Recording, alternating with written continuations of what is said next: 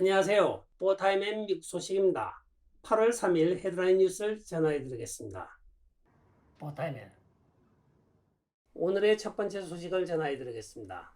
미국이 경기 침체를 겪을 수 있다는 GDP 보고가 나온 이후에 구글 검색에서 최고 상단을 자리하고 있는 것은 바로 내 집을 빨리 팔기 위하여 어떤 조치를 취해야 하는 구글 검색 엔진입니다. 그간의 평균 집 빨리 팔기라는 이 타이틀을 가지고 있던 것에 약 2750%가 증가하였다고 합니다. 전부 다들 불경기가 다가오자 집부터 팔아치우고 경비를 줄이는 것으로 나타나고 있습니다. 미국의 집이라고 하는 것은 내가 몇십 년을 페이먼을 하였다 하더라도 석 달만 안 내면 집이 차압을 당하게 되어 있기 때문에 이들은 집부터 맨 먼저 처분하는 것으로 보여지고 있습니다. 따라서 역설적으로 아파트 렌트비는 좀 올라가고 있습니다. 7월 한 달 사이에 벌써 10%가 대도시에서 평균적으로 인상되었다고 오늘 발표가 되고 있습니다.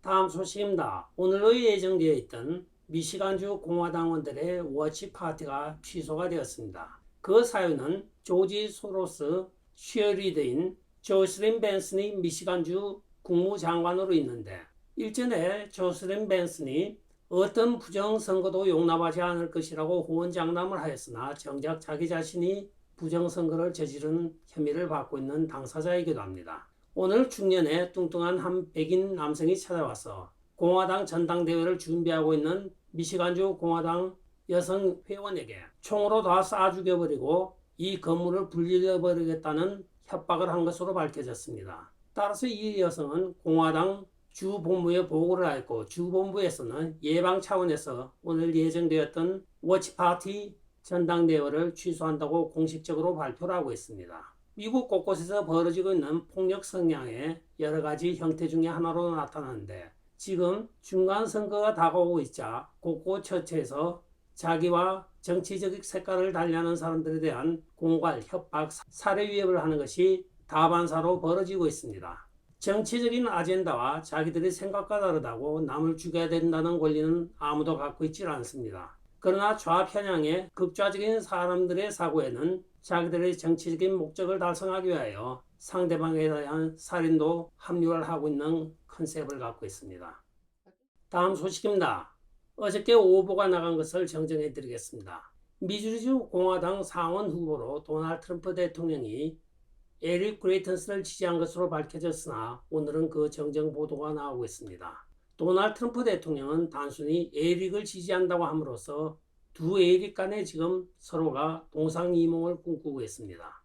에릭 슈미드는 자기는 아메리카 퍼스트 지지자로서 선거 무결성과 또는 미국 국경 문제에 대하여 도널드 트럼프 대통령을 적극 지지한다고 하면서 자기 자신이 도널드 트럼프 대통령의 지명을 받았다는 성명을 발표하고 있고 에릭 그레이턴스 전 주지사는 나는 마가의 진정한 챔피언으로서 도널드 트럼프 대통령의 지지를 받은 것을 영광으로 생각한다고 이야기를 하고 있습니다.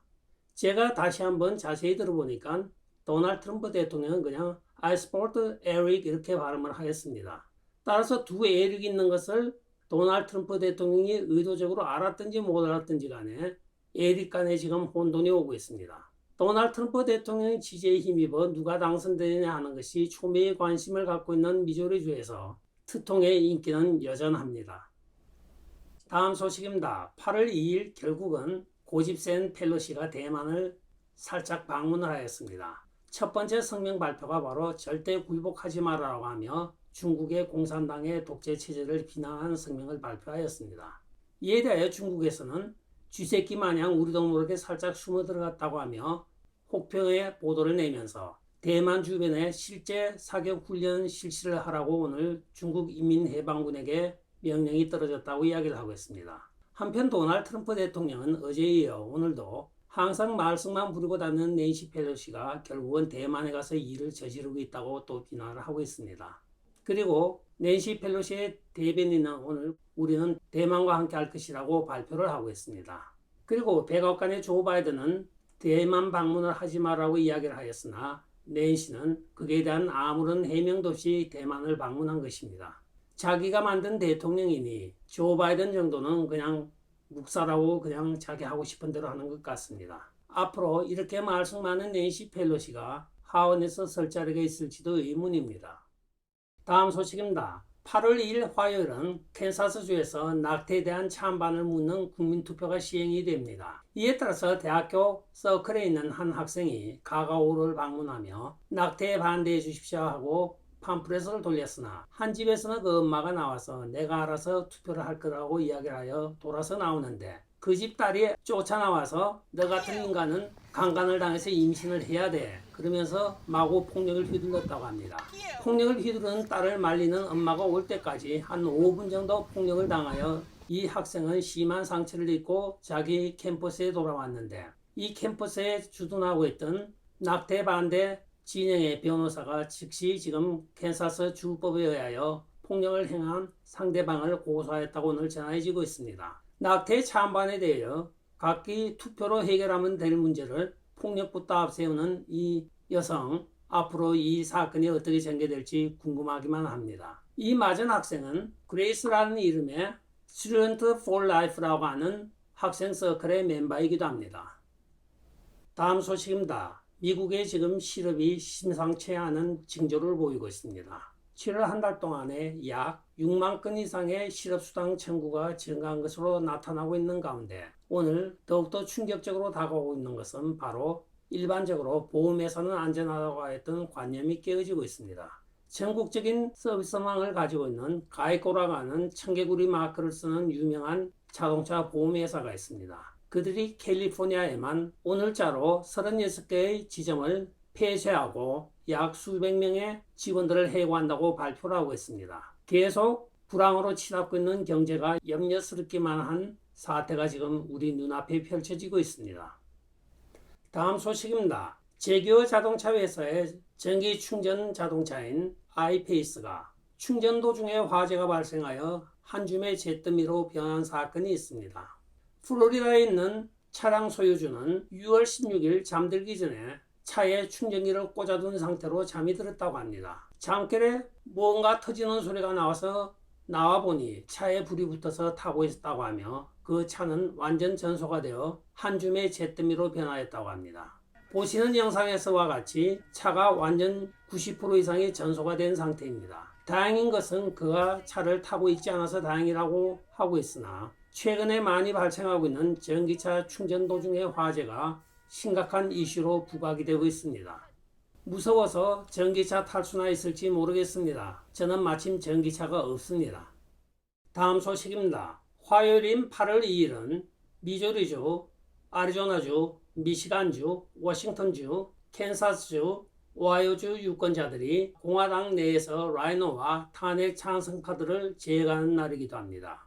미주리주에서는 두 에이드 간에 누가 되더라도 라이노를 정리하겠다고 호언장담을 하며 미치 매코넬에 대하여 공개적으로 그의 정책을 반대하겠다고 선언한 두 상원 의원이 출마를 하고 있고 또한 애리조나주에서는 도널드 트럼프 대통령이 지지하는 캐리 레이기 주지사 후보로 나서고 있습니다. 미시간주에서는 튜러 딕슨이 지금 확정이 된 것으로 밝혀지고 있는 가운데 이들은 주로 라이노와 탄핵 찬성 카드를 대신하는 자리를 차지하고 나서고 있습니다. 이에 따라 공화당 내에서는 도널드 트럼프 대통령 탄핵을 찬성하였던 사람들이 거의 제거가 되고 있으며 한편 라이노 중에도 상당한 라이노들이 정계에서 지금 은퇴 압박을 받고 있는 것으로 밝혀지고 있습니다. 한편 11월에 리치 체니는 자기 자신이 중간선거에 도전한다고 하였지만 그 전에 이미 탈락된 상태입니다. 물론 공화당 최고위원 출신이니 자기 자신이 개별적으로라도 출마를 하겠다고 선언을 하고 있으나 그녀를 지지할 사람은 아무도 없습니다. 이 와중에 라이노 26명의 공화당 의원들은 낸시 펠로시의 대만 방문을 지지한다는 성명을 발표하고 있습니다. 딴 나라에 살고 있는 이 라이노들 하루속히 정리가 되어야 되겠습니다. 다음 소식입니다. 의도적으로 지금 미국은 빈곤, 파산, 그리고 대량 기근에 빠져들고 있습니다. 오늘 보도에 따르면 많은 미국인들이 페이첵 투 페이첵이라고 하여 주급을 받고 그 다음 주까지 그 전주에 받은 주급으로 겨우 근근히 살아가고 있는 것으로 이야기가 되고 있습니다. 그러나 더욱더 심각한 것은 달러를 마구 찍어내는 통에 인플레이션의 걷잡을 수 없다고 하며 지금 많은 서민들은 그간에 우리가 빈곤층이나 사용하였던 달러 스토어로 몰려들고 있다고 합니다. 이들 달러스토어에서는 라면 한 봉지에 지금 1불에 판매되고 있었으나 최근에는 25%가 올라 1불이 25를 상회하고 있으며 수많은 99전짜리 물건들이 1불 25전 내지 1불 55로 30% 내지 40%가 가격 인상이 되었다고 전해지고 있습니다. 이들은 자기들 지금 월급은 고정되어 있는데 물가는 계속 띄므로써 다른 선택의 여지가 없다고 하며 가장 싼 가격의 식품을 구하기 위하여 동분서주하고 있다고 NOQ 뉴스 탐사보도 기자가 전하고 있습니다. 일반적으로 달러스토어는 기근으로 가는 마지막 단계라고 합니다. 이것이 무너지면 그 다음부터는 길거리를 헤매면서 음식물을 뒤져서 찾아야 된다는 결론에 도달한다고 합니다. 이제는 미국도 길거리에서 음식을 찾아 헤매는 시대가 도래하고 있습니다.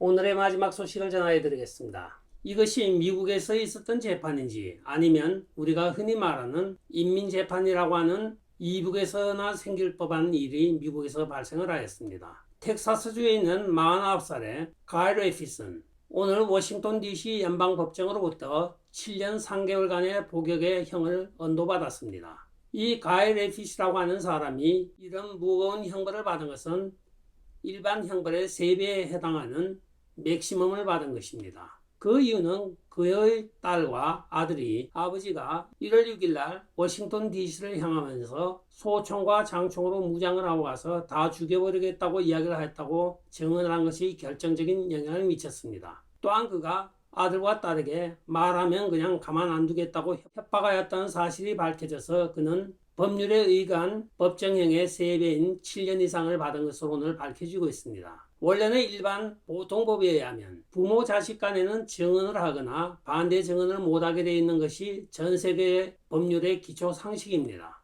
그러나 공산주의에서는 자식들을 인민재판을 할 때 꼭 증인으로 내세우는 법이 있었습니다. 앞으로 미국에서 일반적으로 살아간다고 하는 것이 녹록지가 않아 보입니다. 끝까지 시청해 주셔서 감사합니다. 좋아요, 구독, 알림, 댓글 부탁드립니다. 안녕히 계십시오. 바이.